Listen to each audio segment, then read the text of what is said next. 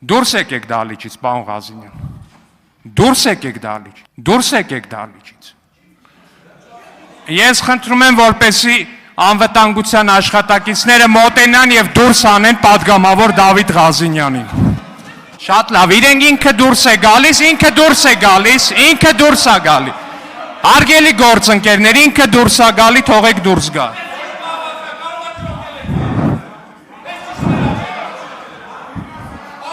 Հանգիստ դուրս է գալիս ինքը։ Ասում եմ դուրս է գալի հանգիստ։ Ազգային ժողովում կրկին լարված իրավիճակ է ստեղծվել։ Ազգային ժողովի փոխխոսնակ Վահագն Ալեքսանյանն անվտանգության աշխատակիցներին հրավիրել է նիստերի դահլիճ ուժեղ Հայաստան խմբակցության պատգամավոր Դավիթ Ղազինյանին հեռացնելու համար։ Օպոզիցիոն ֆրակցիաները սարքել են իրենց դուքյանը արդեն իսկական կներեք բառամթերքիս համար։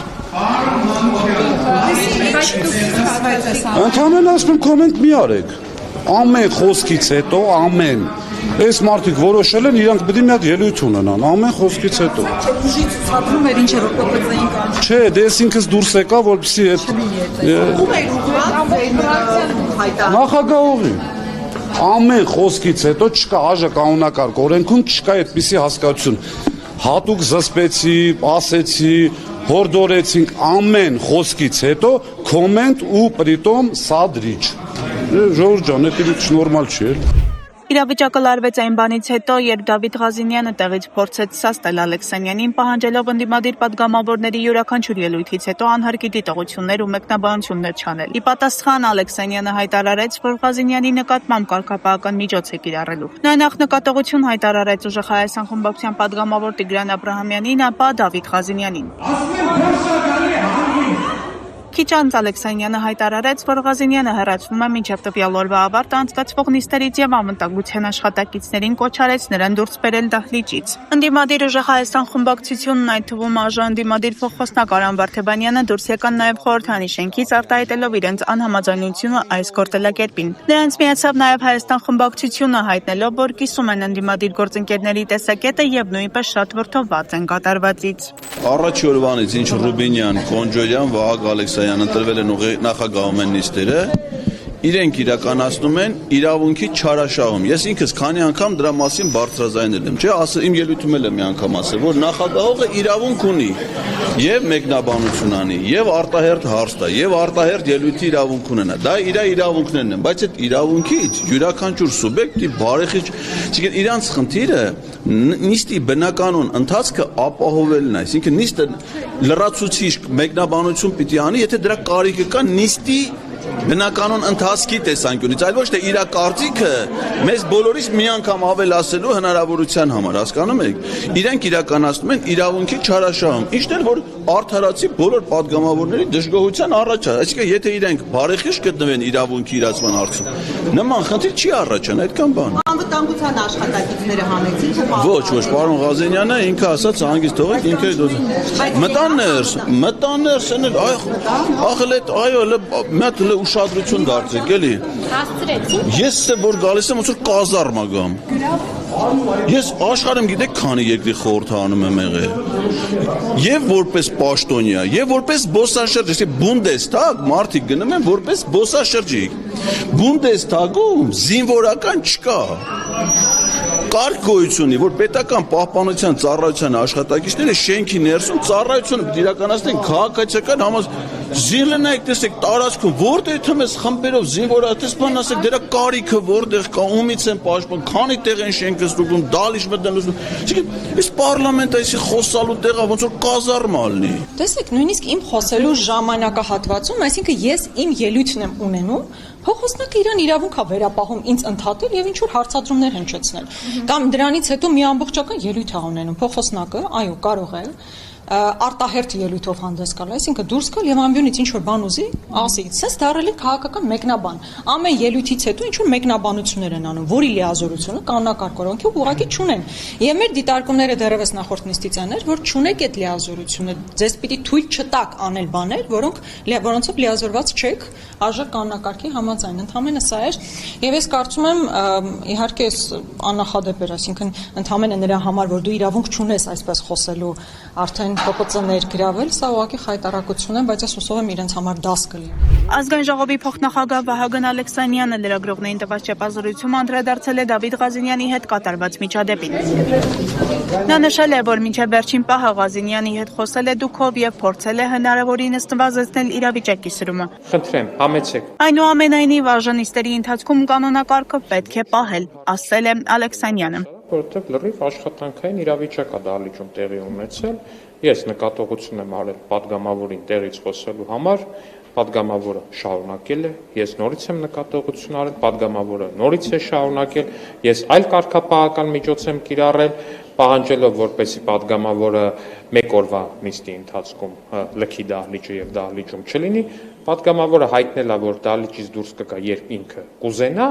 ինչը խախտում է եւ կանոնակարգ օրենքի համաձայն նախագահողը այդ պահին պարտավոր է ներս հրավիրել անվտանգության աշխատակիցներին, որպեսզի վերջիններս հեռացնեն падգամավորին, բայց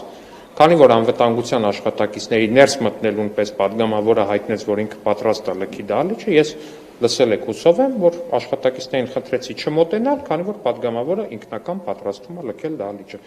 Այսինքն ամեն ինչ մի վարքյան ավարտեմ, այսինքն ամեն ինչ տեղի է ունեցել բացարձակապես ազգային ժողովի կանոնակարգ օրենքի սահմաններում, պարկեշտության սահմաններում, միջև վերջի պահը պարոն Ղազինյանի հետ խոսել եմ դուքով, միջև վերջի պահը փորձել եմ այնպես անել, որպեսզի իրավիճակի լարումը կամ սրումը մինիմալ լինի, բայց այնուամենայնիվ կներեք, բայց այնուամենայնիվ ազգային ժողովի նիստերի ընթացքում կանոնը պետք է պահել։ Երևանում Եվրամիության գրասենյակի դիմաց քաղաքացիները բողոքի ակցիա են իրականացրել, պահանջելով ազատ արձակել Հայաստանում կալանավորված ընդդիմադիրներին։ Ակցիայի մասնակիցները ԵՄ-ից պահանջել են արձագանքել Հայաստանում մարդու իրավունքների խախտումներին եւ քաղաքական հետապնդումներին։ Մայր Հայաստան շարժման անդամ Մանուկ Սուքիասյանը նշել է, որ կալանքը որպես խափանման միջոց կիրառելու պրակտիկայի հետևանքով ազատազրկված են բազմաթիվ ընդդիմադիր գործիչներ։ Ակցիայի ընթացքում անդրադարձ է եղել նաև Արեգնազ Մանուկյանին։ Նշվել է, որ նրան միայն այսօր ծննդյան օրը թույլատրվել է տեսակցություն երեխայի հետ։ Ակցիայի մասնակիցներն իրենց հետ տորթ են բերել Արեգնազ Մանուկյանի դստեր ծննդյան օրը շնորհավորելու նպատակով։ Լրություն են դրսևորում։ Ես ուզում եմ ամեն դեպքում ընդունելով, որ ի գիտություն ես հանգամանքները, եւս մեկ անգամ հայտնել իմ պատրաստակամությունը ցանկացած պարագայում իրենց ցանկացած ընդունելի ֆորմատով ներկայացնել Հայաստանում քաղբանտարկյալների վերաբերյալ իրավիճակը, ներառյալ են բոլոր վստահորդներիս, ում մասին այսօր խոսվեցի։ Եվ իմ մոտ տպավորությունն է ճիշտն ասած ստեղծվել այսօրվա իրադարձություններից ստեղծված, որ ոնց որ թե իմանալով այս մեր հավաքի մասին, նախապես ասել էին, բա կներեք, էլի մի քիչ մեղմելու համար սիտուացիան կարող է այդ երեխայի հետ տեսակցությունը այդուհանդերձ կազմակերպվի, որովհետև ի գիտություն ընդունելով այն հանգամանքը, որ նախաքննությունը ավարտված է, արդեն իսկ երեկոյան կատարել է այդ գրառումը, որ փաստորեն Տիկին Մանուկյանը հնարավորություն չի ունենալու երեխայի հետ շփվելու ու ճիշտ ասած ծանր սրտով գնացել է գիշերը երեխային շնորհավորելու։ Ու մեկ էլ առավոտյան զարթնում եմ այդ զանգից 9:15 մոտավորապես, որ գիտեք ինչ կա, քննիչը որոշում է կայացրել տեսակցությունը թույլատրելու վերաբերյալ։ Շատ տարակուսած եմ ու մոտավորապես դրանից էլ ինչ-որ ժամանակ առանց ես հրապարակում կատարեցի դրա մասին, ու մեկ էլ տեսնում եմ ժոպեների տարբերություն էլ նույնիսկ չկա, հրաժարվում եմ այն մտքից, որ օրինակ Վահագն Ալեքսանյանը իմ Facebook-յան էջին հետևում է,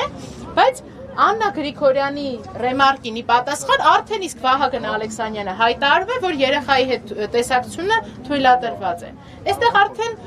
պարզ է, որ ակնհայտ է արդեն, որ այն որ խոսակցություն մի բերեք էլի վրակներս այդ ժանրով մոտավորապես թույլատրվել է այսքան խայտառակ ապորություն։ Չգիտեմ ճիշտ ասած, այդ որոշմանը չեմ ծանոթացել, ուղղակի արագ մինչև այս ակցիան տեղի կունենար, քննիչը առավոտ կանուխ հայտարարել է մյուս պաշտպանին, որ տեսակցությունը թույլատրված է եւ այս պահին արդեն Արփին տեսակցում է Արեգնազ Մանուկյանի հետ։ Ազգային ժողովի քաղաքացիական պայմանագիր խմբակցության падգամավոր վարչապետի աշխատակազմի նախկին ղեկավար Արայք Հարությունյանն ԱԺ-ում այսօրվա նիստի ժամանակ Արցախի падգամավոր Արեգա Հովսեփյանին հարց է ուղղել, թե արդյոք նա ճանաչում է Արցախը Ադրբեջանի կազմում։ Նա իր հարցը սկսել է երկար բացատրությամբ, հիշեցնելով 2022 թվականի հոկտեմբերի 6-ի Պրահայում ստորագրած հայտարարությունը, ըստ որի Հայաստանն ու Ադրբեջանը ճանաչում էին միմյանց տարածքային ամբողջականությունն ու ինքնիշխանությունը։ Հովսեփյանը պատասխանեց, որ ճանաչում է իր հայրենիքը, այն վայրը, որտեղ ծնվել ու մեծացել է, եւ հիշեցրեց, որ հոր գերեզմանն Արցախում է։ Կարող եմ մեկնաբանել, արդյոք ես ճանաչում եմ Արցախը Ադրբեջանի կազմում։ Այդ է ձեր հարցադրումը։ Ես ճանաչում եմ իմ հայրենիքը, ես ճանաչում եմ այնտեղ, որտեղ ես ծնվել եմ, ես ճանաչում եմ այն ծննդավայրը, որտեղ որ ես մեծացել եմ, որտեղ որ ես ամուսնացել եմ, որտեղ որ գտնվում են իմ ապուպապերի, իմ հոր գերեզմանը, ես ճանաչում եմ դա, ճանաչում եմ ու երբեք չեմ մոռանալու, ինչպես որ չեն մոռանալու 120,000-ը, ավելին, ինչպես որ չեն մոռանալու շատ հայեր։ Այնպես որ ես միշտ հարց է առաջանում ինձ մոտ,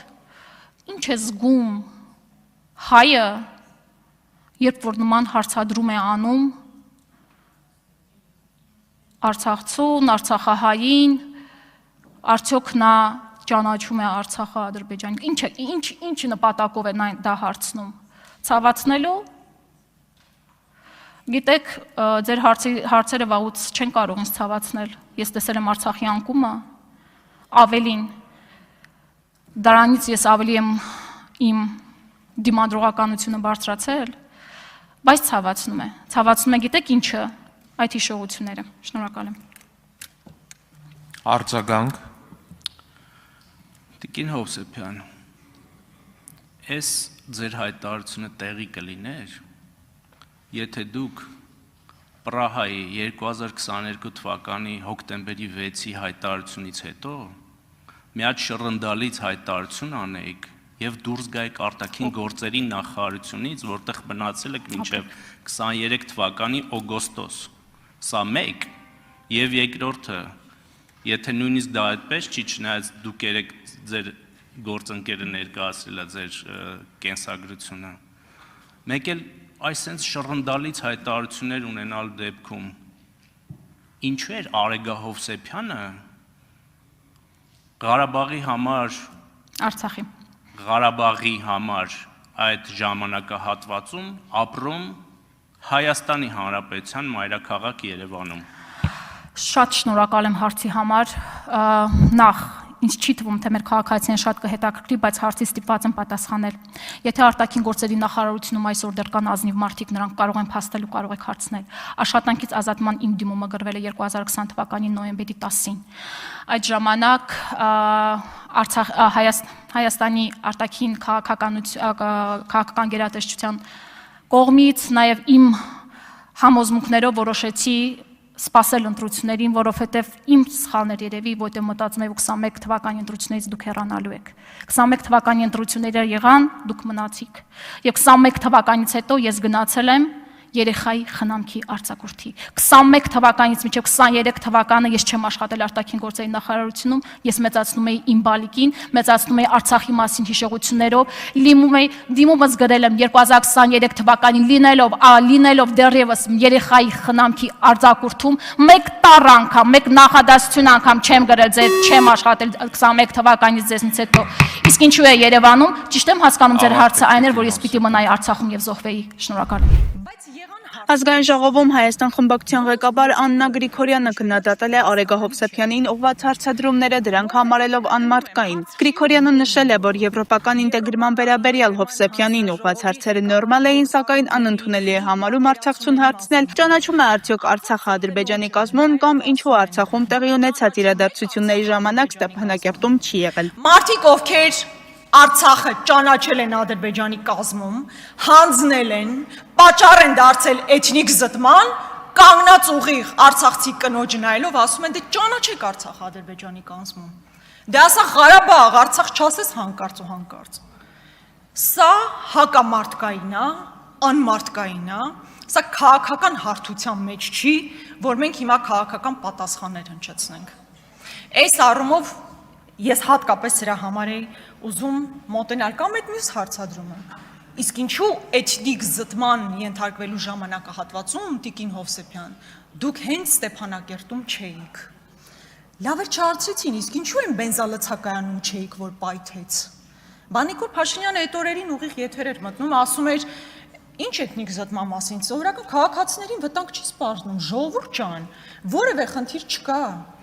Ես իսկապես կարծում եմ, այս բարոյական հարթությունը չպետք է անցնել։ Քաղաքականություն, բայց բարոյական այս հարթությունը ոտատակ տալը ուղղակի անմարդկային է, հակամարդկային է, կրկնում եմ եւս մեկ անգամ։ Ու սա, գիտեք, ես առանձին սրան չէի անդրադառնա, եթե չզգայի, որ սա ընդհանուր պատերն է, մոտեցումը արցախցիների նկատմամբ։ Երբ որ երկրի ղեկավարը մետրոյում արցախցի կնոջը հանդիպելիս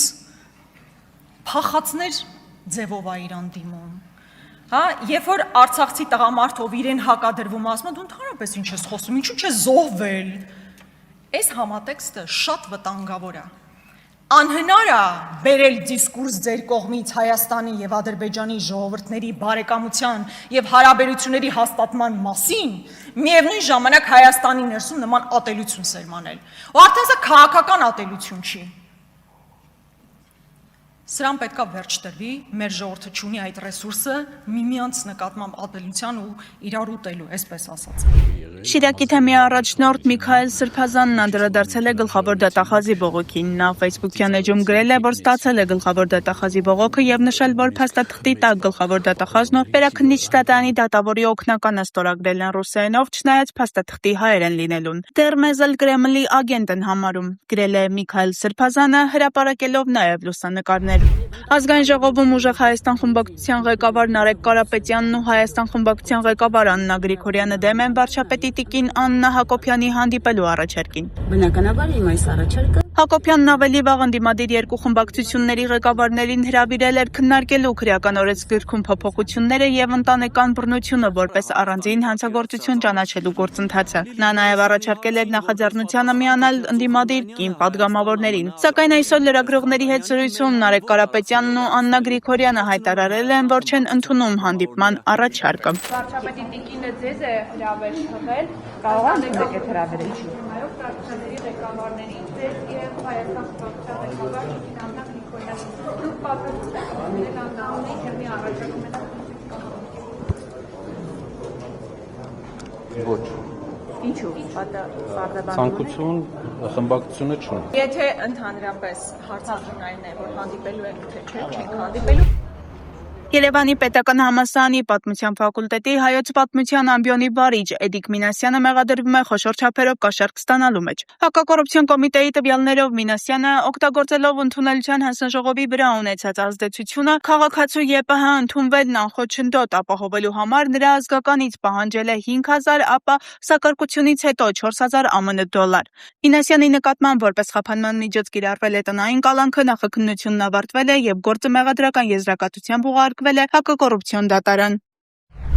Ադրբեջանական գերության մեջ գտնվող Արցախի նախկին արտգործնախարար Դավիթ Բաբայանը դիմել է իրավապաշտպաններին, հայությանը եւ բարեկամքի բոլոր մարդկանց։ Բաբայանը հայտարարել է, որ իր եւ մյուս հայ բանտարկյալների գործով դատավարությունը թատրոն էր, որի սցենարը գրված էր նախորոք։ Նրա խոսքով վերաքննիչ փուլն ավարտվել է եւ այն զուտ ձևական գործընթաց էր, որը հետագայում պետք է օգտագործվի միջազգային դատարան դիմելու համար։ Բաբայանը պնդել է, որ մեղադրանքների մեծ մասը շինծու է, իսկ դատարանում իրենց բողոքները գրեթե ամբողջությամբ մերժվել են։ Նա նաև հայտարարել է առողջական խնդիրների մասին, նշելով, որ դրանց մասին բարձրաձայնել է դատանում։ Բաբայանը վերջում ընդգծել է, որ չնայած գերության մեջ են, սակայն ծնկաչ հոգ չեն։ Թանկագին հայրենակիցներ,